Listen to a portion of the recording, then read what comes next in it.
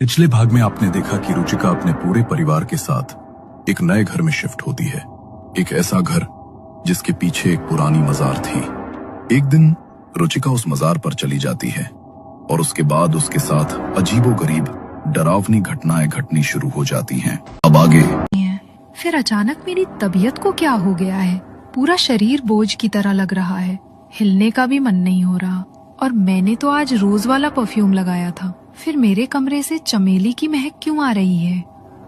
रुचिका बिस्तर पर बैठी ये सब सोच ही रही थी कि तभी बीना की आवाज आई। अरे रुचिका, दिन छिपने को है, इस समय कहाँ चली गई थी? यहाँ आसपास कुछ है भी तो नहीं, ऐसे अकेले में मत निकला कर बेटा। तुम्हारे पापा भी ना पता नहीं क्या सोचकर हमें इस जंगल में बसा गए। माँ, क्यों गुस्सा करती हो?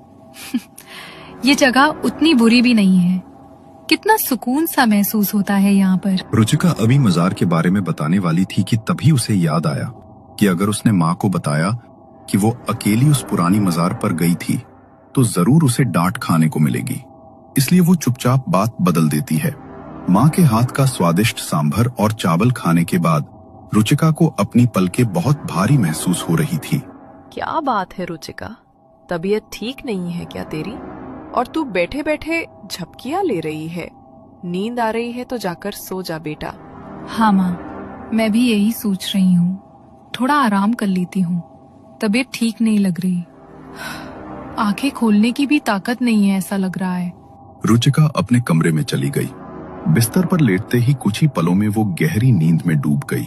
आधी रात का समय था, कमरे में सन्नाटा पसरा था। रुचिका गहरी नींद में थी, तभी उसके चेहरे के भाव बदलने लगे। वो करवटें बदलने लगी, होठों से कराहटें निकलने लगी। ऐसा लग रहा था मानो किसी अदृश्य शक्ति ने उसके शरीर को अपने कब्जे में कर लिया हो। वो बिस्तर पर छटपटा रही थी, उसकी सांसें भारी हो चुकी थी। कुछ देर बाद अचानक सब शांत हो गया। सुबह जब रुचिका की आंख खुली, उसका पूरा शरीर दर्द से अकड़ रहा था। शरीर पर जगह जगह नीले निशान उभर आए थे, जैसे किसी ने उसे बेदर्दी से पीटा हो। लेकिन सबसे हैरान कर देने वाली बात ये थी, रुचिका उस कमरे में बिल्कुल अकेली थी। न पिछली रात कोई अंदर आया, न कोई बाहर गया। तो फिर आधी रात के बाद उसका शरीर इस तरह जख्मी कैसे हो गया? पूरे 10 घंटे की नींद के बाद भी रुचिका को अपना शरीर बेहद भारी लग रहा था। आंखें खोलने की भी हिम्मत नहीं बची थी। नहा लेती हूँ, थोड़ा फ्रेश फील होगा। समझ नहीं आ रहा इतनी नींद क्यों आ रही है मुझे। बाथरूम में नहाते हुए उसकी नजर आईने पर गई। उसके शरीर पर जगह जगह लाल और नीले निशान पड़े हुए थे। हे भगवान, ये कैसे निशान है? क्या करूं? माँ को कैसे बताऊं? और अगर माँ ने मुझे गलत समझ लिया तो? रुचिका एक अजीब सी उधेड़ बुन में फंसी हुई थी। नहाने के बाद उसने जल्दी से कपड़े बदले और कमरे से बाहर आई। माँ कहाँ हो आप? पता नहीं क्या हो रहा है मुझे, तबीयत बिल्कुल ठीक नहीं लग रही। अरे बेटा, क्या हो गया तुझे? डॉक्टर के पास चले क्या? माँ, अपने हाथ की चाय पिला दो ना, उसी से ठीक हो जाऊंगी। डॉक्टर की जरूरत नहीं है। रुचिका अपने कमरे में जाकर फिर से बिस्तर पर बैठ गई। थोड़ी देर बाद माँ चाय लेकर उसके कमरे में आई। रुचिका, तेरे कमरे में इतना अंधेरा क्यों है बेटा? पता नहीं माँ, कैसे बल्ब फ्यूज हो गया। सुबह उठते ही नया बल्ब लगाया था, लेकिन वो भी फूटकर नीचे गिर गया है। अच्छा, बड़ी अजीब बात है। ऐसे अंधेरे में कैसे रहेगी तू?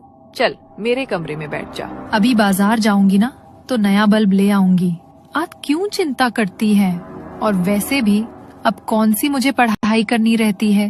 एक बात बता, ये कैसी महक आ रही है तेरे कमरे से? महक का नाम सुनते ही रुचिका थोड़ा घबरा गई। कौन सी महक माँ? कैसी बातें कर रही हो आप? मुझे तो कुछ नहीं महसूस हो रहा। आप कुछ अच्छा सा खाने को बना दो ना प्लीज। बेटी की बात सुनकर बीना चुपचाप कमरे से बाहर चली जाती है। अभी तक तो मुझे लगता था ये महक मेरा वहम है, लेकिन अगर माँ को भी ये खुशबू महसूस हुई तो इसका मतलब कुछ तो है यहाँ, पर दिखाई क्यों नहीं देता? रुचिका के इतना कहते ही उसके कमरे का दरवाजा जोरदार धमाके के साथ बंद हो गया। वो घबराकर जल्दी से दरवाजे की ओर बढ़ी। उसने हैंडल पकड़ा और उसे खोल दिया। जैसे ही उसने बाहर झांक कर देखा, लॉबी का बल्ब भी टूटकर नीचे गिर पड़ा था। उसके साथ ही एक तेज ठंडक पूरे कमरे में फैल गई। उसके बाल अब हवा में उड़ रहे थे और कानों में एक अजीब सी अस्पष्ट गुनगुनाहट गूंज रही थी।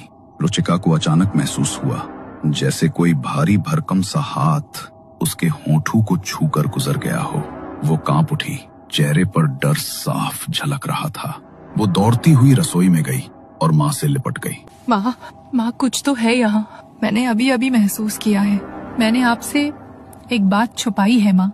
वो कल शाम को मैं आपको बताए बिना उस मजार पर गई थी। रुचिका, क्या हुआ है तुझे? रसोई में अकेली खड़ी क्या बड़बड़ा रही है? रुचिका आंखें खोलकर देखती है। उसकी माँ रसोई के दरवाजे पर खड़ी उसका नाम लेकर उसे पुकार रही थी। रुचिका घबराकर अपने आसपास देखती है।